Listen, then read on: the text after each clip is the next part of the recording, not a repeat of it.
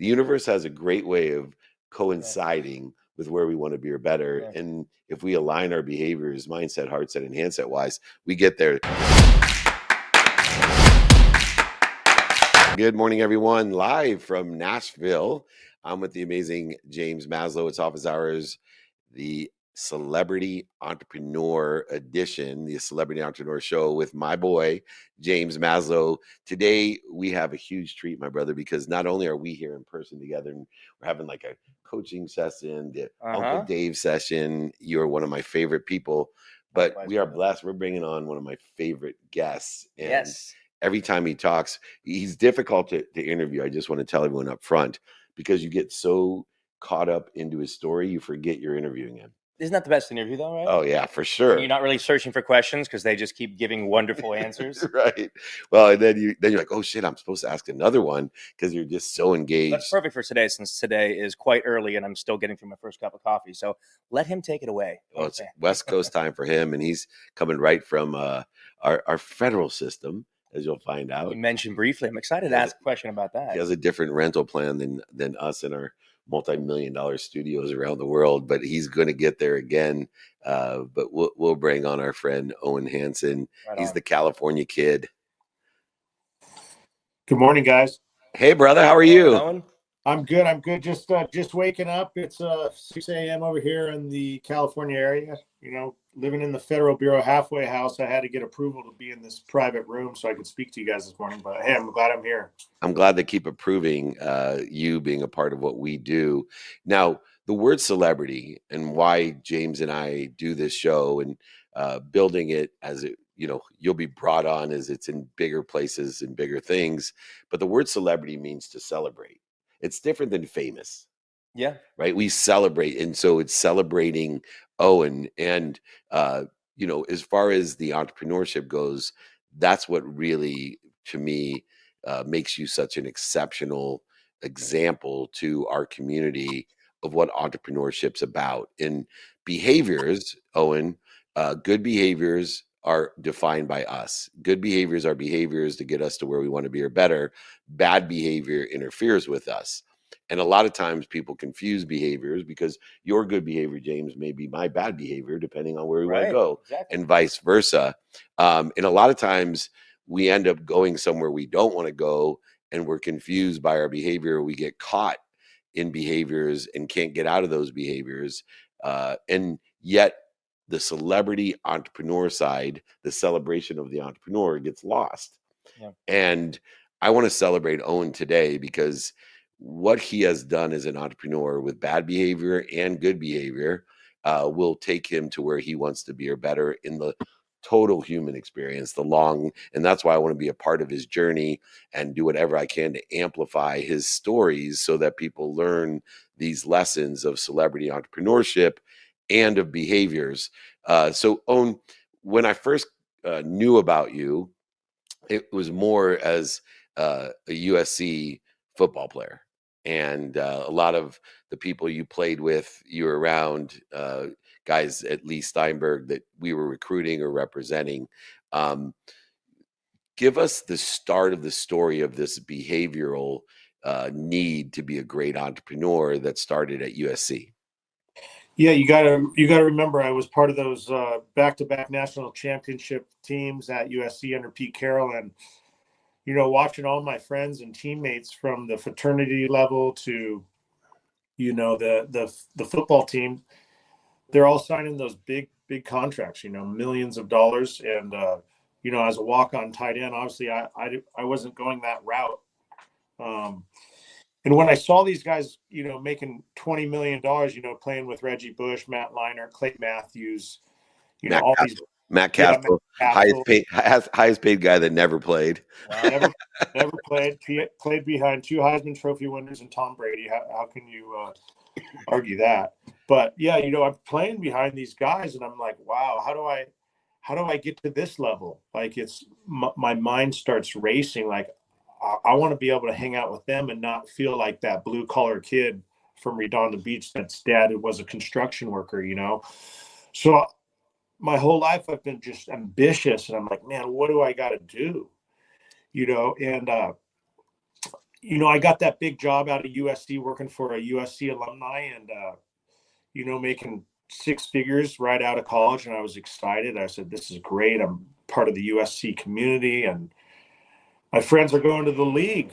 And I'm like, wow, the recession hits. And I was like, man, that's not good. What am I going to do now? I just lost my job working for a big real estate developer.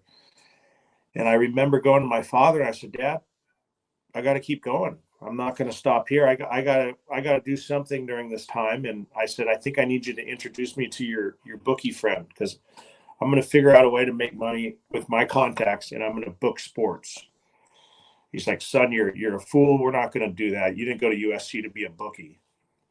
And I was so pushy with my dad. I begged him. I said, Dad, I just lost my job. I got to get this bookie job.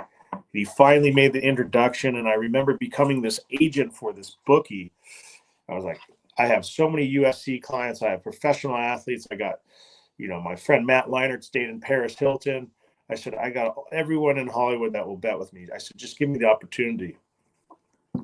And I remember I was so young. I was like 22 at the time. And the guy didn't believe in me.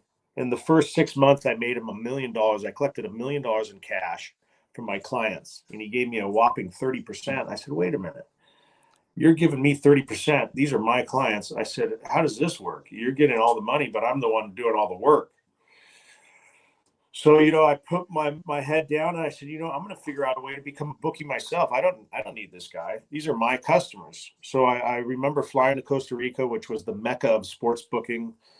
And I went, door to door, basically looking for an office where I could, have a satellite office, an offshore phone number, a server, in my own website, betodog.com. And that's what I did. And I remember, going down to Costa Rica and people are looking at me like, who's this young kid, man? And I figured it out. It cost me $10,000 a month to have this office with, people answering my call center and moving my sportsbook lines. And I got really big, really fast. And I remember getting all these A-list celebrities and athletes and all my fraternity brothers from USC gambling with me. And I'm making like $1 million a month booking bets. Nice. So starting to catch up some of the bad behavior too, which is getting fun for me. Yeah. So, unbeknownst to me, I'm booking bets everywhere. And I don't care because I have so many people that are working under me now. I have like 23 agents at the time, and they're all like sub bookies of me. And I'm giving them, more than that 30% that bookmaker was giving me years back. I was giving my guys 50%. I said, hey, we're 50-50 partners.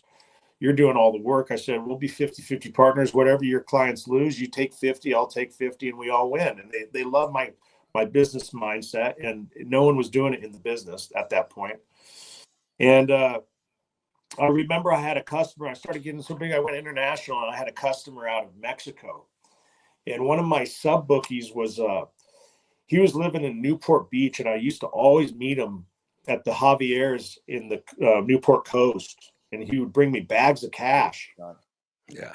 And he would bring me duffel bags. I'm like, man, you got the best customer. This guy was losing like $200,000 a week, and this agent's just bringing me cash, and I'm just like, wow, man, I didn't even want to know who his customer was, but he finally told me. He says, yeah, my customers, man, he's out of Mexico, buddy. He wants you to increase his line so he can bet bigger. I'm like, no problem. The guy's paying. So the guy finally cracked me. And I remember it was like a $250,000 crack. And I told on Sunday night, I called the agent and I said, hey, you're going to have to come pick up this money because I want you to deliver this bag to your customer ASAP, man. I want him to see that we pay on Monday morning. No one does it in the business. And he says, no problem. So he came over Sunday night. I remember I was watching the Raiders. He was about to hit a 5-pick parlay that was going to pay him out like $240. And I said, come pick this bag up. As soon as you get to him Monday morning, you call me, let me know it's been dropped off. And sure enough, 8 a.m. Monday morning, he dropped that bag off. He said, I'm just leaving Mexico. I'm like, great.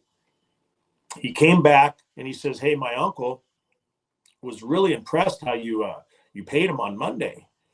I said, well, great. That's good.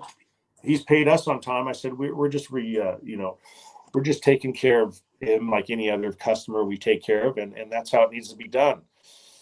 And he then brought me an encrypted phone and said, my uncle would like to speak to you. And I'm like, what the heck is this? An encrypted phone? It didn't have any way to communicate on the microphone. The microphone was taken out.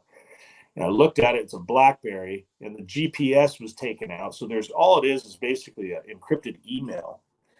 And you got to enter like 6 different passwords to get into this thing. And I'm like, okay.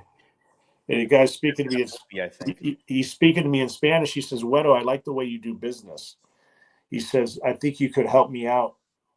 And I said, all right, well, this is a VIP customer. I'm going to help him out any way I can. I'm an entrepreneur, right? I'm an entertainer. I said, whatever you need, sir. I called him Mr. Hefe because that was his name saved in the phone. And I like it. I said, Mr. Hefe, whatever you need, I'm here for you. And it started small, James and Dave. It started with, hey, can you drop off 100,000 in Corona for one of my workers? Can you have a 200,000 dropped off in Florida? And I'm doing all these things. I'm thinking, yeah, no problem. He's like, anything you drop off for me, I'm going to give you 10%. So if you drop off 200, I give you 220 wherever you need it. And it worked good because at the time I needed to pay my workers in Costa Rica.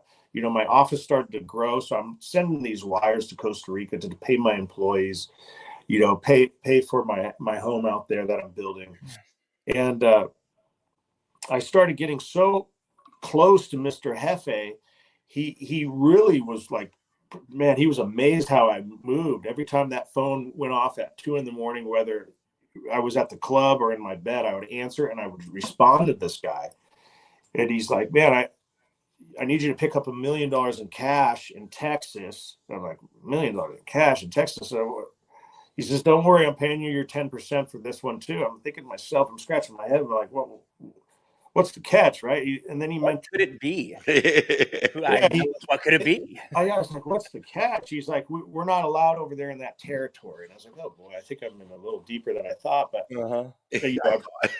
I'm 24 years old. I'm saying $100,000 sounds pretty damn good. So I said, well, I'll pick up that $1 million.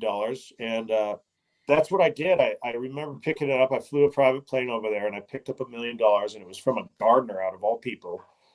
And he said, the gardener said, this is para el jefe. And I'm like, okay.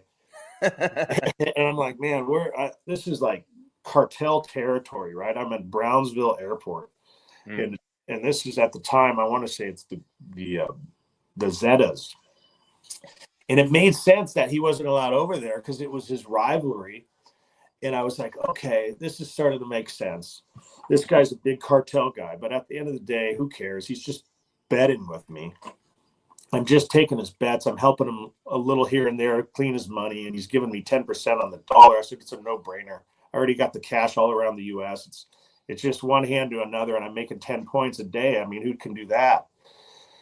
So, push comes to shove, and then he hits me with this famous question, the question that landed me in federal prison. He says, Wedo, can you do you have by chance anybody in Australia? Because we're going to do the same thing, but I'm going to make you a millionaire overnight. And I was like, man, I'm thinking back to that. My dad driving 6 hours a day in the car in his construction truck, going to and from Redondo Beach to LA and just working, 60-hour weeks. I'm thinking to myself, $1 million a day. I said, my dad's probably never made that in his lifetime. And I'm thinking to myself, I said, well, yeah, I got people in Australia. I got an aunt. I said, what do you need? He says, I'm going to make you a millionaire overnight. You're going to do the same thing you're doing. I'm like, all right, let's go. So I get over to Sydney, and I'm not moving money this time. Now I'm moving product for this guy. He's got a ton of cocaine over there. And he's like, I need you to move 10 pieces a day. And he goes, you're going to make 50,000 off each one. And I'm like, wow, this sure has blown up. I said, man, what have I got myself into now? But I mean, like I said, I'm ambitious. I'm young at the time. I'm like, I'm going to do whatever this guy wants me to do. I'm an entrepreneur, black market concierge now. I mean, $500,000 a day is your commission on that, right? I mean, that's enticing. 1,000, he's got 10 a day, so I'm making 500,000 in one day. And then he ups it. He's like, okay, we're doing 20 now. So now I'm making $1 million a day. I'm like, wow, this is going out of control. So hey, I got to stop here for 1 second, Owen, just to ask a question.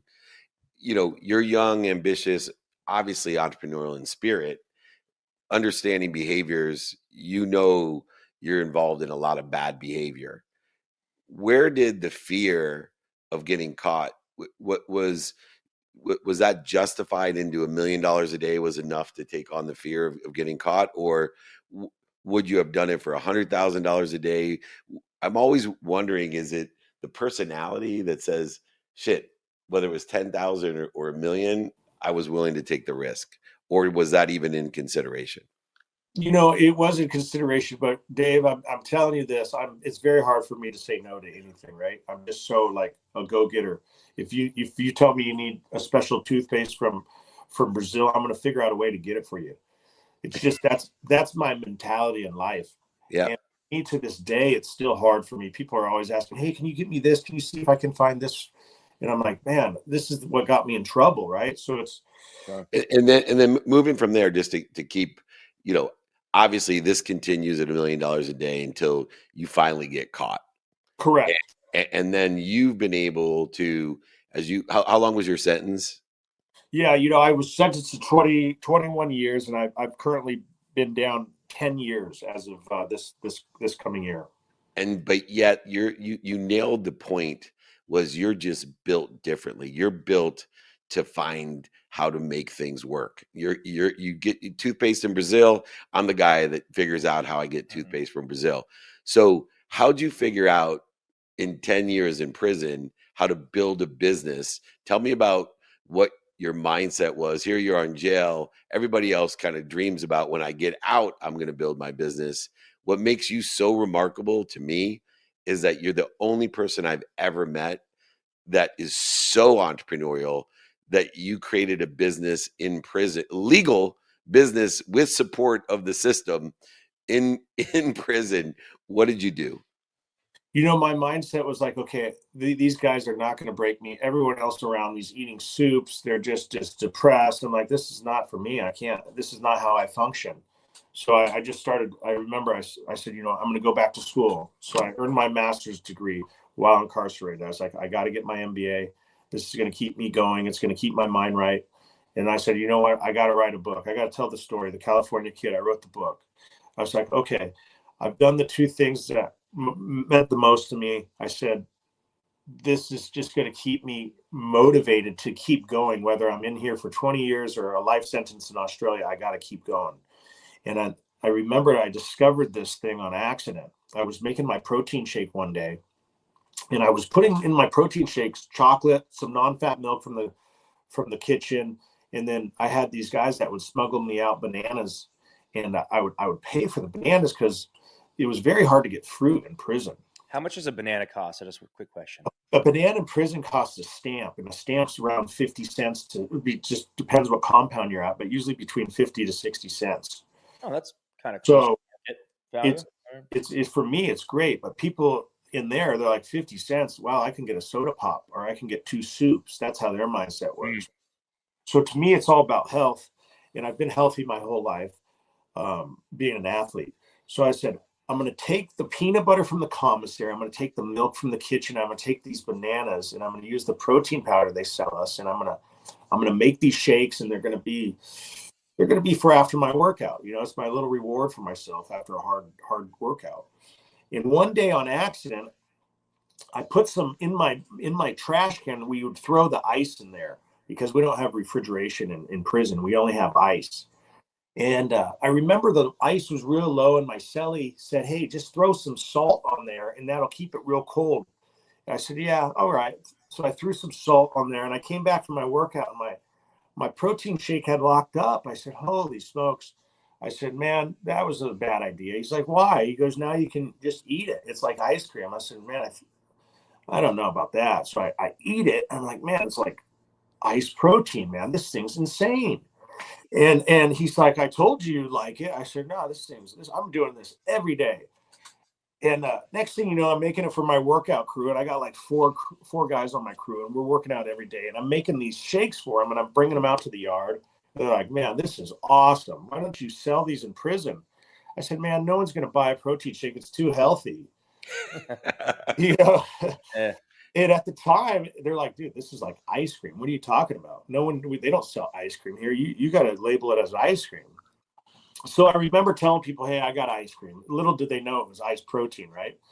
So I'm selling ice cream. I'm telling people I'm just going to throw a big number out there, just hoping they don't buy it, so I don't have to keep going, right?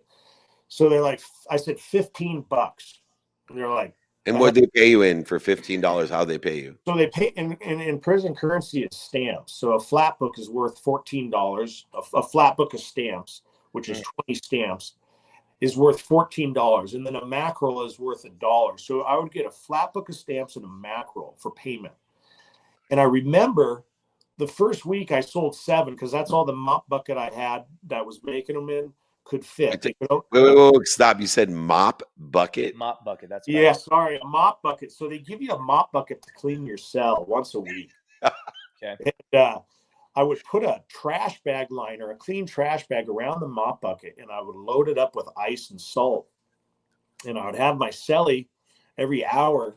I would have him shake that salt while I have my 7 protein shakes in there. And he would, at the hour, he would shake it, throw a little more salt on it to lock it up and to produce this ice cream, right?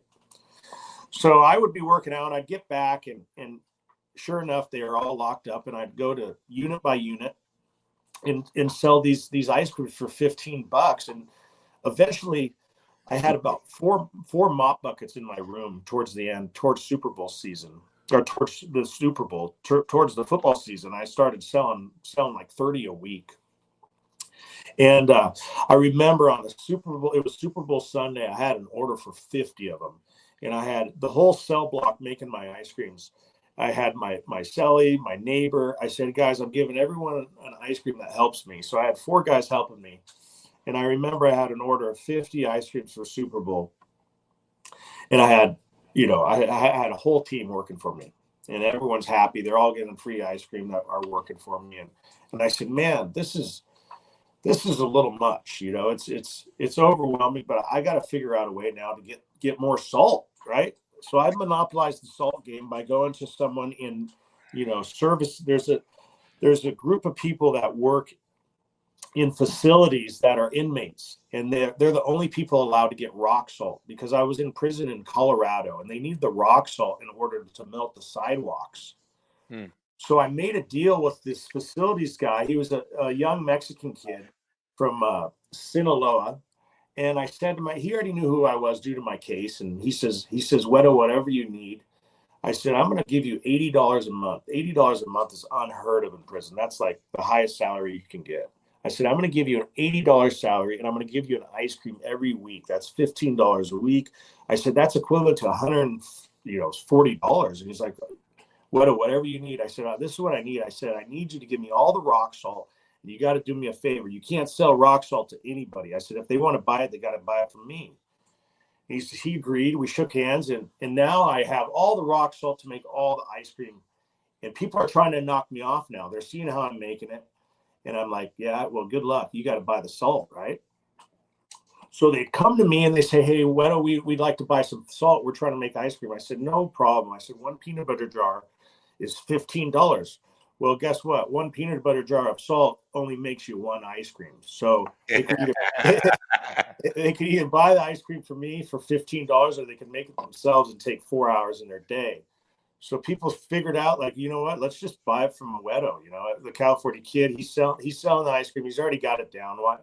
Why ruffle his feathers? So I remember when I got out of prison, I was telling my buddy, who's a friend of Dave's, Roland from back east, and I said, Roland, man, I said, I don't know what I'm going to do, but I said, I know I'm released from prison for a reason. There's something.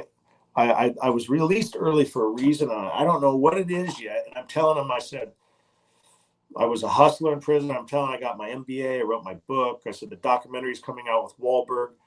He says, well, what did you enjoy? I said, you know what I enjoyed doing? I actually enjoyed making this protein ice cream. I called it ice protein. And I said, all my friends in prison, all my workout partners, they all loved it. He's like, man, that is a hell of a story. Can I try it? And I remember making it for him. He's like, man, Owen, I think you're onto something. I said, are you kidding me? I said, this is just some bananas, some peanut butter, some protein shake, and some water mixed up. I said, how is this not done yet? He's like, man, there's nobody that makes a ice protein, man. He says there's like Halo Top, but they got like 5 grams of protein. I said, well, my ice cream has 20 grams of protein per serving. He goes, no way. I said, yeah. He goes, man, we got to continue this. So that's what I've been doing this whole time I've been in the halfway house. It's been almost a year now. And I've been in here just working with an ice cream manufacturer, creating my formula of, a low fat yogurt, Greek yogurt, mix it with the protein, the fruits, the probiotics, using monk fruit, and I'm mixing it. And I'm finally, after 6.5 months of R&D work, I finally figured out how to put it on a stick now. And I have an ice cream bar. I have 4 different flavors that I'm going to be launching during summer, and it's going to be great. It's right in time when I get released from the halfway house in about 3 months. We're just going to go hard and push this brand. What comes to mind, brother? I know that's a lot. I mean, just a fascinating story. In fact, I told David jokingly in the beginning of this, I'm like, well, this is an early one. I'll just let him talk. But it has been a treat to hear this story, because I feel like I'm watching a movie, and that's my world, right? Film, TV, and music and entertainment. And coming from just such authenticity, I'm looking at Dave and kind of like, my eyebrows are going up every 30 seconds or so, because it is such an unfamiliar world for me. And you talking about a circumstance that is objectively not an easy place to be in life, with such gusto and enthusiasm and positivity, is fucking inspiring. It is really, really cool and really fun to listen to you speak, Owen, and especially to come out of it. Like, you didn't dwell on anything. You didn't reference anything negative. You'd say things that to us is wild. Like, oh yeah, of course I'm using a mop bucket to create my thing. To you, it's just like, of course you do that, because that's what you had. Wahlberg? He just mentioned. You mentioned the documentary with Wahlberg. I want to know which one. Donnie just called me the other day, but I met Mark as well. I guess there's actually a couple more. But anyways, I digress. My point is, it's a phenomenal story, and I just want to hear more about it, and I want to hear about the company. And I think that anybody listening to this, the takeaway is, no matter the circumstance, the only option is to continue, is to find the positive, find the good, find the solution.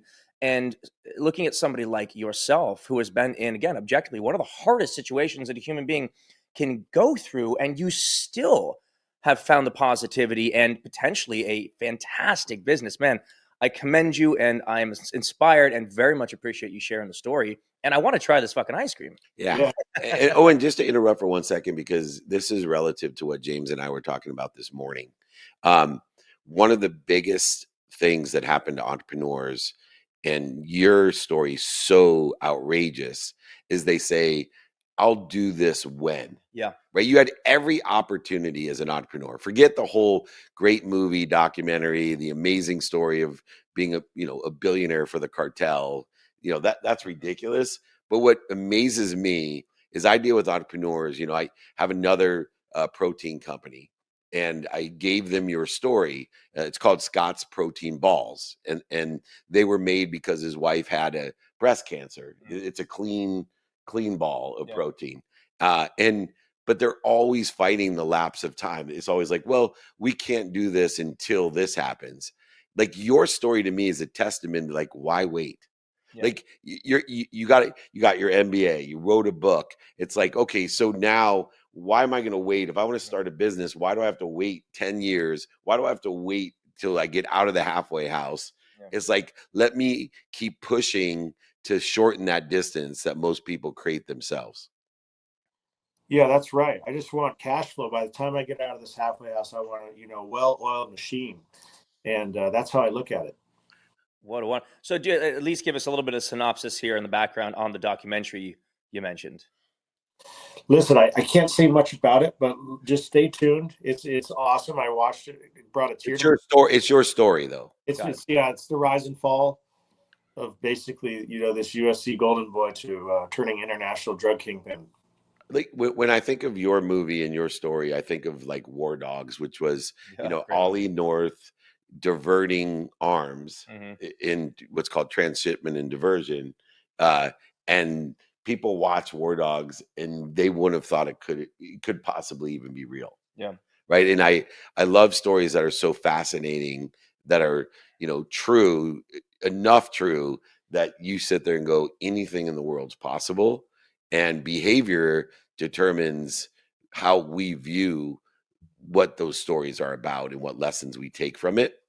And I'm sure a lot of people, for you, take a lesson and prejudge you because of your past. How do you deal with people that say, you know what, Owen, I really admire you, but you're a criminal, man, and I'm not forgiving. Let's just say, or those people just Yeah. the person's paid their time, and it's like I don't Good want luck, anything but to do I'm with not that. going to take the risk, Right. right? Have you Yeah. received that yet? I accept it, right? I went to prison, I broke the law, and I deserve to go to prison, no doubt. But I tell people, listen, do you believe in a second chance? Because if you do, you got to remember, I was put in these bad things on the streets. I said, now I'm going to healthy treats. I said, it's a comeback story. Everyone wants to support the guy that was the underdog. I said, I've been the underdog my whole life.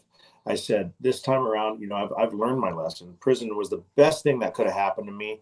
And I really feel that I've rehabilitated and I've recovered from this, and I'm bouncing back. That's And amazing. you're walking the talk. I was literally reading the back package of Dave's Killer Bread. I'm not sure if you're familiar with that Yeah. story, but I'd imagine you are. And I thought that was just amazing. And now getting to hear a real life example of it is, I think that's phenomenal, And look, I'm sure we could have a whole another conversation about what could be improved within our system, but it does exist for this purpose. And the fact that there is the possibility, the potential for someone like yourself to be rehabilitated gives me some faith and excitement. The options are there. You can educate yourself. You can get a master's degree. That makes me feel good about it. Again, with the huge caveat of I'm sure there is a lot we can improve upon. But again, it makes me very impressed with you, your tenacity, your eagerness, and your positivity. It's really wonderful. Can I ask one last question, Owen? Because I never thought of this, but as you were talking through the monopolization of the market, which just shows his business savvy of buying up the resources and rock taking solid, baby. control, and and overpaying people, which is actually part of Napoleon Hill in the philosophies of success that we have at Napoleon Hill Institute. Of you get more by giving more, and your whole business is a bookie.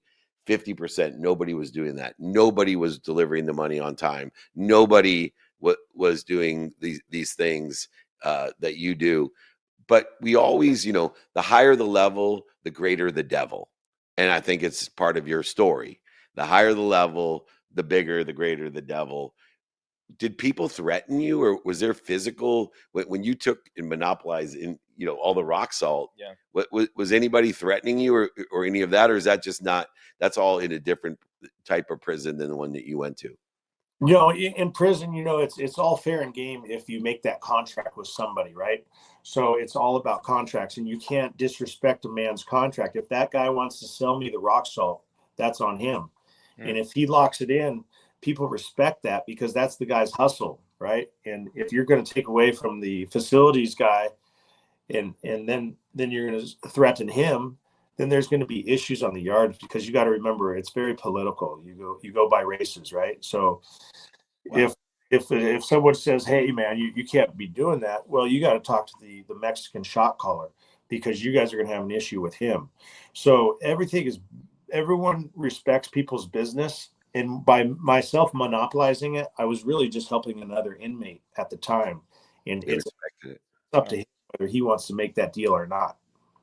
I love it, man. Well, what a great example of a celebrity entrepreneur, not the most typical location, but I still find it, as an entrepreneur myself and a mentor, a teacher, and a coach. You are an amazing human being, someone who I want to be around. I can't wait until you don't have to have permission to hang out with me. I have to get permission from my wife to hang out with James, so don't feel bad. But she gave it to me, and I look forward to getting permission from my wife to hang out with you the way you've gotten permission to hang out with me. The amazing Owen Hanson. Check out the California Kid. There's going to be so much content out there when he gets out. And don't forget the very first 20-gram protein ice cream bar. I know they're delicious, by the way, as well. And besides nutritious. Thank you, Owen. We'll have you back on multiple shows. We'll see you in person soon. Thank you guys. Fight on. Take care. Right. Look forward to meeting you in person one day soon, buddy. There he is, man. Wow. I mean, what a treat. It's I've just perfect for a Sunday morning, right? We weren't You got to joking sit about back. that. I've been sitting back, drinking my coffee, just basically imagining this movie. But this is this man's. And we got like 1/10 of the story. Like it gets deep because I want to get to the entrepreneur side. Yeah. And you can get caught up in that amazing, like when he starts talking about the cartel and how deep he was in the car. And he's told the story enough times that he doesn't mention Cartel. You know it at the beginning. Trust me. And it's billions of dollars. It's not millions. He was in the billions. Wow. That's how much money's involved in this whole thing. And yet back down to ice buckets, mop buckets of ice cream. Right. And so is it worth it? Right? I will tell you, I admire his cellmate because, you look at these catalysts in your life and without his cellmate putting the salt, wouldn't have worked.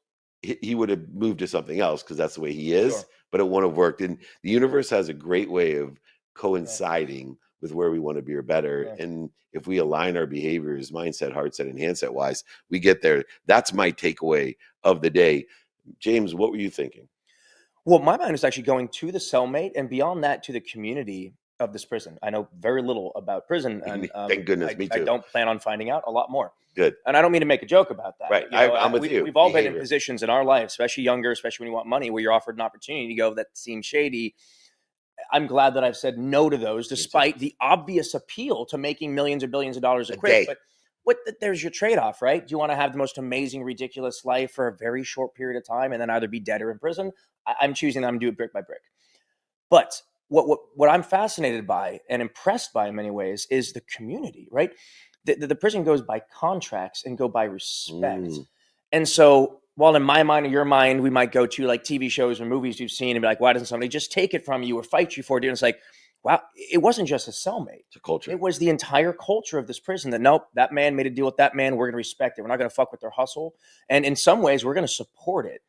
It's pretty wild. I mean, how grateful would I be to be in that position, or should he be to be in a system that at least operates by some rules? I mean, hell, maybe more rules than in the real world to some degree. So it's funny. I just did a training last Friday. I've done for over 26 years, free trainings on Friday about rules. And so check that out because it is applicable to what you're talking about, the time aspect and the lessons there as well. Yeah. What I love about Celebrity Entrepreneur with James Maslow is that we bring different pieces and parts out of everyone in the idea of celebrating them and entrepreneurship. And to do that as celebrity entrepreneurs has really meant a lot because it does mean more when coming from a celebrated soul like an Owen Hanson and James Maslow. I'm here live in Nashville. James, everyone, thanks for joining me. What a treat. Thank you for coming to the house, doing it from my studio. And Owen, thank you so much for sharing that story. And I'm intrigued. I want to know more. I want to know how we can support. It's going to be awesome. James and David here with Office Hours with Celebrity Entrepreneur with James Maslow. Thanks for joining us. See you on the next one. Be more interested than interesting.